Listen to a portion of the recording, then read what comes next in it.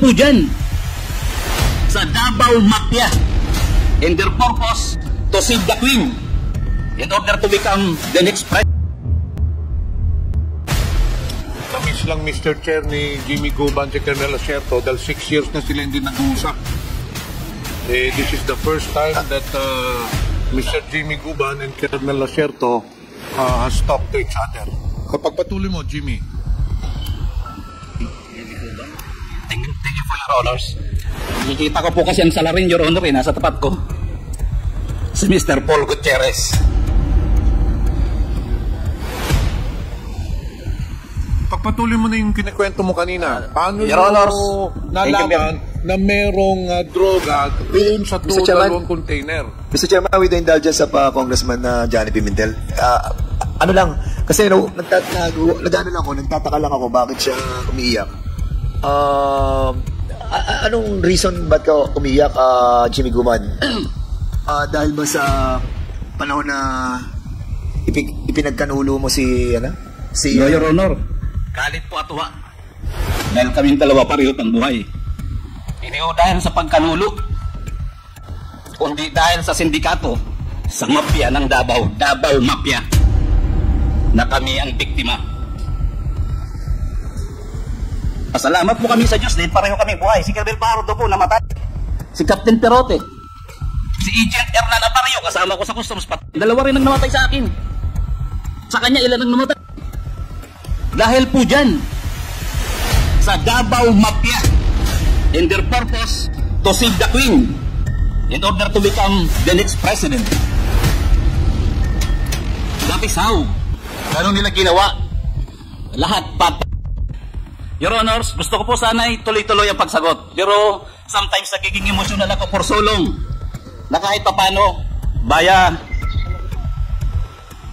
internet, kahit papano pareho kaming buhay ng aking kaibigan si Kerry Acerto. Of 125 million kay Ma'am Villa Del Rey, again, so hindi po ito again dumaan sa inyo. No, Your Honor. Ma'am Rosalyn Sanchez, ikaw po nakikita ko po. Nagulat po ako, ikaw po ang nakapirma dito. Naalala niyo po bang pinirmahan niyo po ito?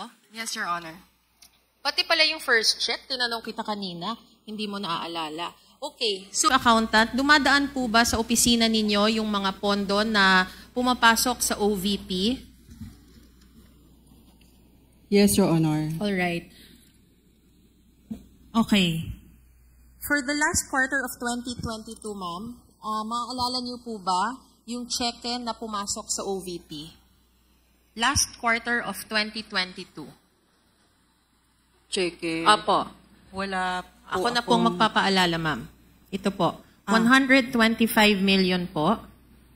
Tama po ba? Pakibasa po. Tama po ba ang pagkakabasa ko na 125 million po siya? Tama po, Your Honor. Okay. Pero, Your Honor, as I said earlier, hindi po dumadaan sa amin ang check payment. Only the processing of disbursement voucher. Opo. Opo, ma'am. Darating tayo dyan. So, ang tanong ko, ma'am,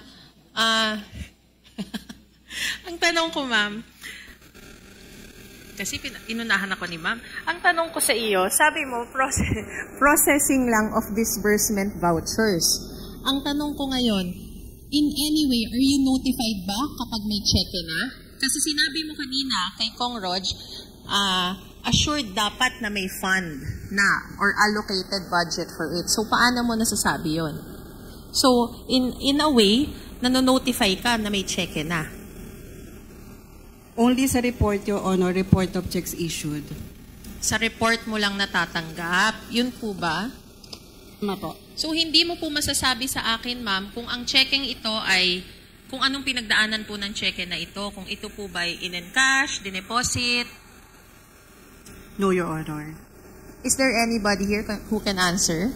Kung ano pong pinagdaanan ng cheque na ito? Alright.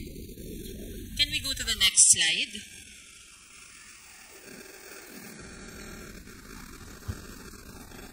Meron po akong ipapakita ulit.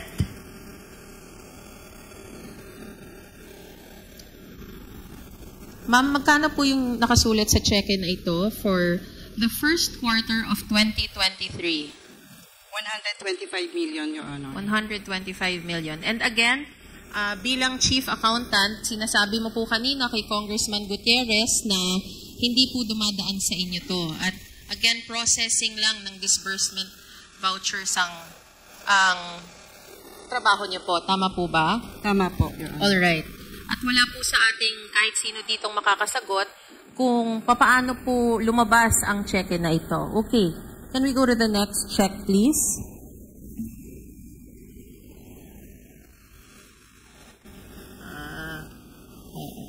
Ito naman, ma'am. For the next check, again, of 125 million, kay Ma'am Villa Del Rey, again, so, hindi po ito again dumaan sa inyo. No, Your Honor. Ma'am Rosalyn Sanchez, ikaw po, nakikita ko po, nagulat po ako, ikaw po ang nakapirma dito. Naaalala niyo po bang pinirmahan niyo po ito? Yes, Your Honor. Pati pala yung first check, tinanong kita kanina, hindi mo naaalala. Okay, so anong nangyari sa check na ito, ma'am? Ma'am Rosalyn Sanchez. Ma'am, may I just be, Your Honor, may I be clarified? When I mentioned to Congressman Gutierrez earlier that I am the signatory, my participation for confidential So funds you is a signed the check and then you signatory don't know what for checks. happened next? Yes, Is Your that what Honor. you're saying? All right, I'll take that answer. Okay. Mabalik ako kay Ma'am Villa Del Rey. Ma'am Villa Del Rey, as the Chief Accountant ng OVP mula early on, nakailang Vice President ka na po, sinabi niyo po sa amin. Particular po kayo siguro talaga. In fact, nabanggit niyo kanina dun sa Joint Circular ng 2015. Tama po ba? Tama po. And you are very much aware of your responsibilities as agency accountant under the Joint Circular, particularly under Section 6.3.3.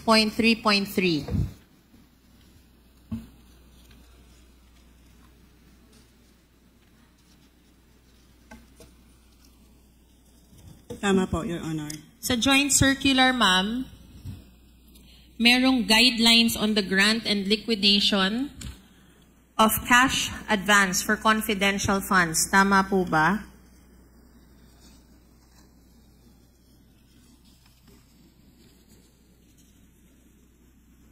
Tama po, Your Honor.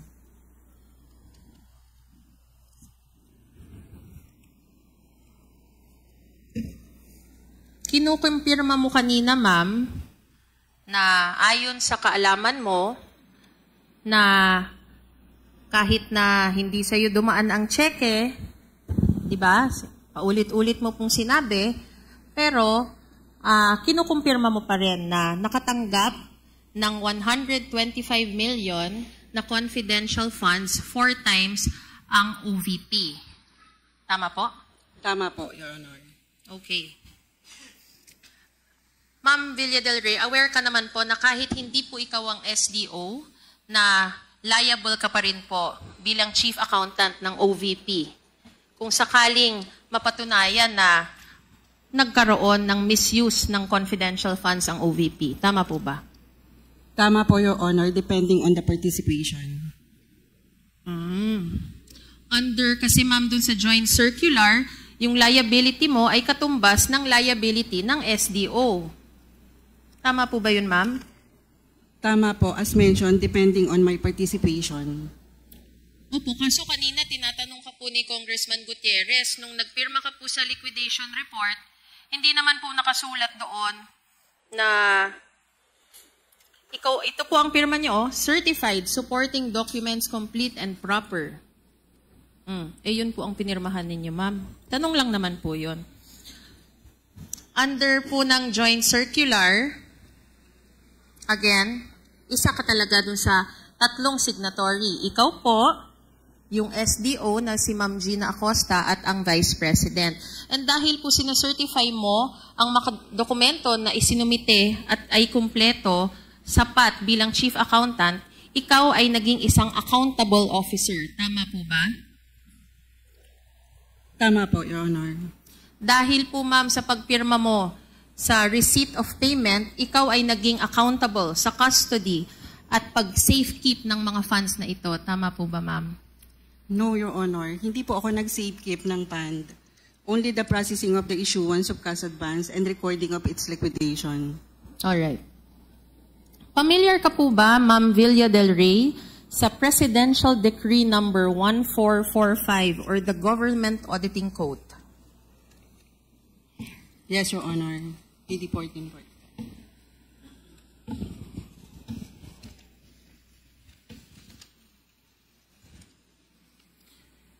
Sa mga hindi po familiar dito, we will flash it. Under Section 103, it says general liability for unlawful expenditures. Expenditures of government funds or uses of government property in violation of law or regulations shall be a personal liability of the official or employee found to be directly responsible therefore. In Section 105, it talks about the measure of liability of accountable officers. Binanggit niyo po kanina, kayo po ay isang accountable officer. It states, every officer accountable for government property shall be liable for its money value in case of improper or unauthorized use